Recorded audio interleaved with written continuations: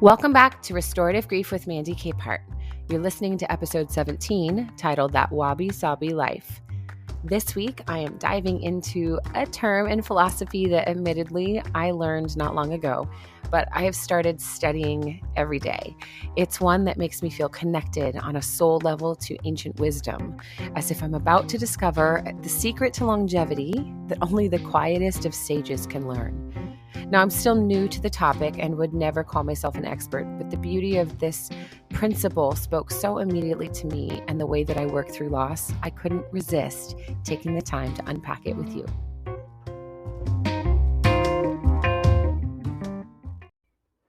Wabi-Sabi is an elegant philosophy from Japanese culture. It's a concept that brings us into a more connected way of living, both to nature and through that to ourselves in the truest sense. It's kind of like intentional soul minimalism. And in the middle of loss, that is an idea that appeals so deeply to my overworked mind and spirit. Now, if you listened to last week's episode on grief in the new year, you may remember I spoke about finding internal alignment, heart, mind, body, and spirit. One of the bravest ways I believe we can recover ourselves from misalignment is through engaging with nature, whether that is walking barefoot through the grass or standing on the edge of an ocean on a blustery, windy day, or simply sunbathing. Nature contains the antidote to our high stress, to our ungodly expectations of production, and to the total disconnection from ourselves when we are looking for a way through loss. So, the reason this beautiful concept resonated so deeply with me is its emphasis and embrace of impermanence. We are not here for a long time, friends. And impermanence is the opposite of perfection. See, perfection pretends that we can control the outcomes, fix the future in a set way, and never experience the lack we fear.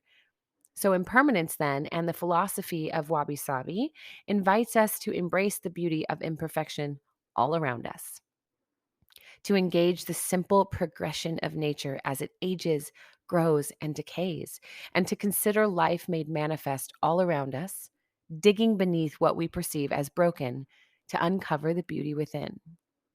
Now, it would be really easy for me right here to go all coach language on you and say something trite like, see, you're not easily broken.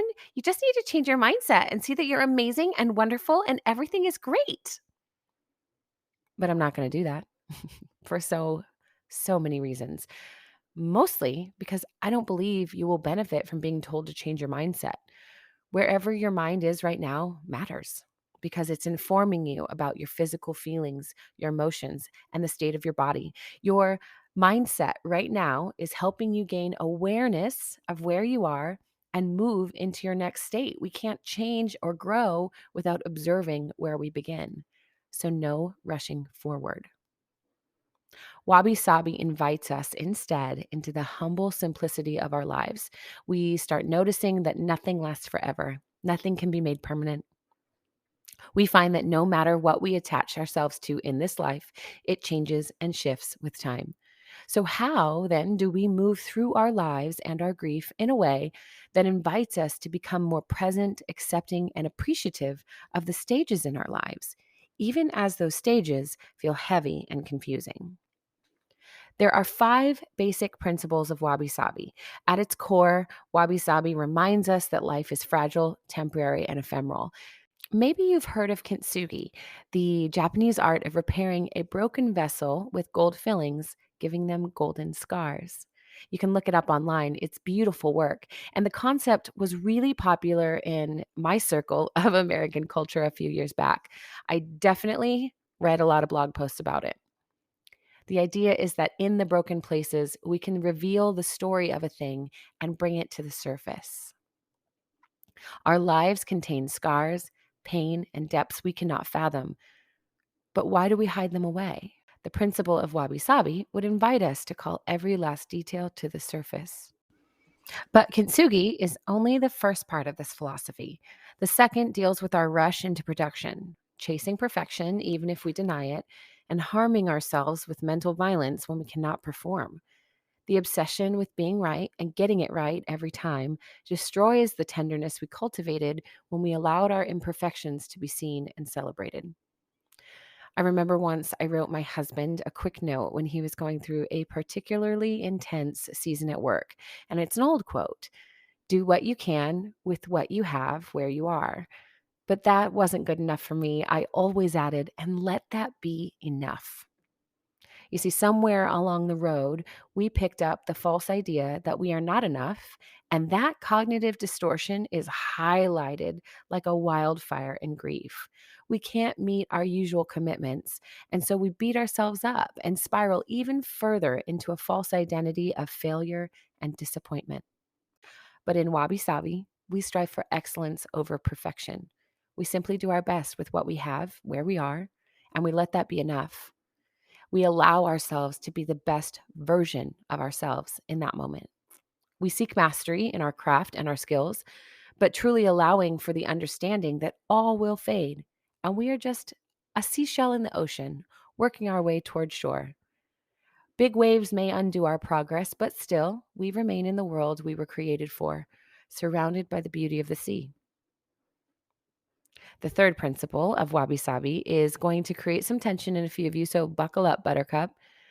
Ukitamo means acceptance to the very core of you.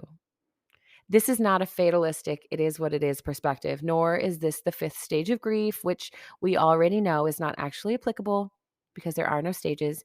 And I'm going to stop right now before I go down that rabbit hole.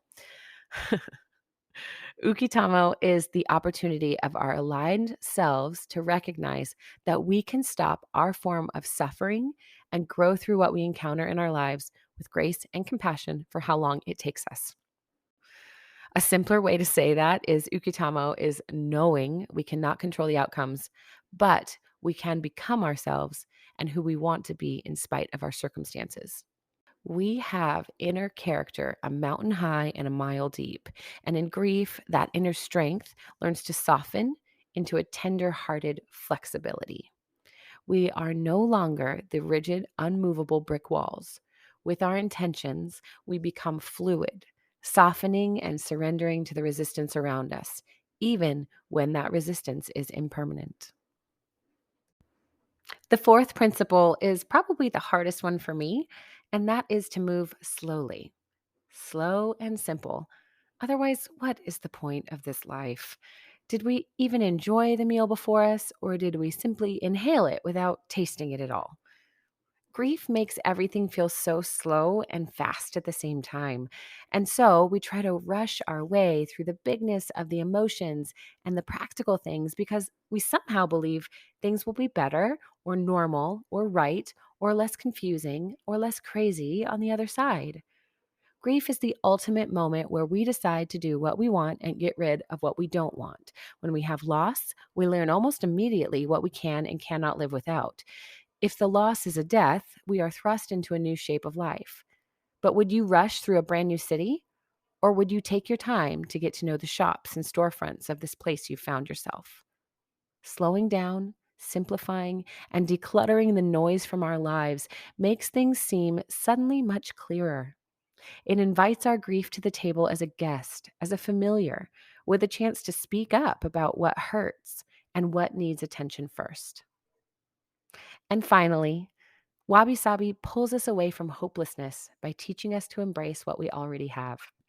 One of the most prevalent cognitive distortions I encounter with grievers is the finish line or arrival fallacy. The idea that if we can simply come to the perceived end of a thing, we will be happy again and by implication, remain happy. You guys, it is impossible to be happy all the time. I think we know that, but sometimes we don't realize we carry that cognitive distortion until we experience grief and have to learn how to live with multiple big emotions at once.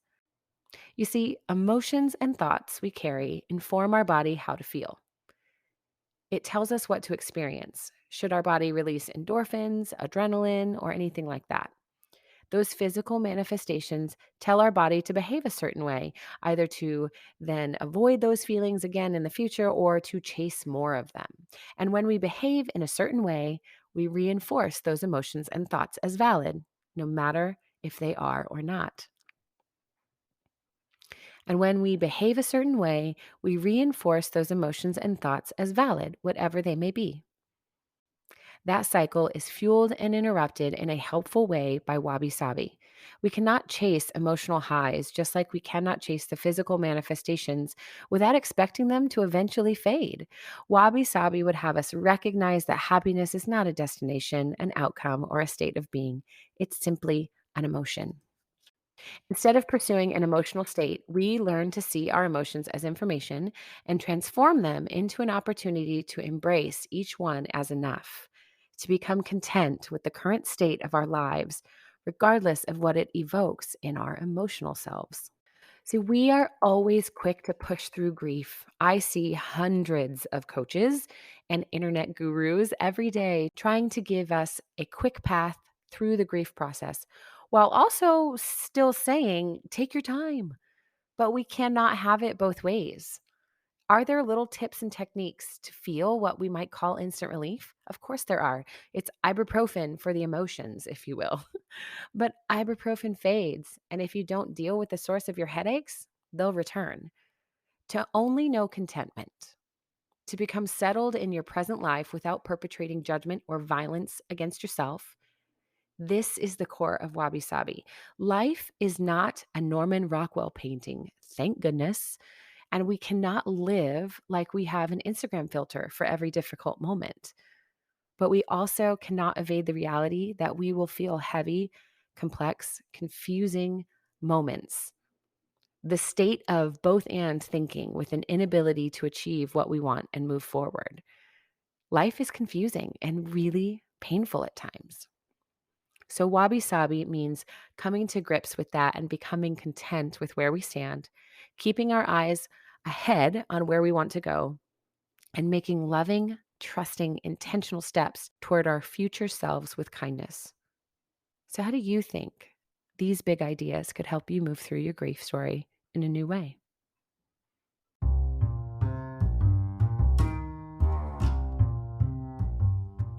Thank you for listening to episode 17 of Restorative Grief. In her book titled Wabi-Sabi, A Japanese Wisdom for a Perfect Imperfect Life, author Beth Kempton writes, put simply, Wabi-Sabi gives you permission to be yourself. It encourages you to do your best, but not make yourself ill in pursuit of an unattainable goal of perfection. It gently motions you to relax, slow down, and enjoy your life. And it shows you that beauty can be found in the most unlikely of places, making every day a doorway to delight. There will always be a new principle or concept to explore and potentially find movement within for grief.